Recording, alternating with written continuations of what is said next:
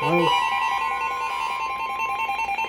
The National Weather Service in Birmingham has issued a severe thunderstorm warning for East Central Tuscaloosa County, Shelby County, Northeastern Bibb County, Jefferson County, Southwestern St. Clair County, until 12:15 a.m. Central Daylight Time.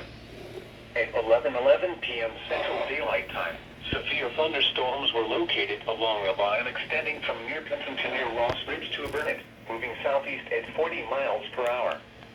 Hazard, 60 miles per hour wind gusts and quarter-size hail. Source, radar indicated. Impact, hail damage to vehicles is expected. Expect wind damage to roofs, siding, and trees. Locations impacted include Birmingham, Hoover, Vestavia Hills, Alabaster, Bessemer, Homewood, Pelham, Mountain Brook, Trustville, Helena, Hueytown, Gardendale, Bell City, Irondale, Leeds, Moody, Calera, Fairfield, Chelsea, and Fultondale. For your protection, move to an interior room on the lowest floor of a building.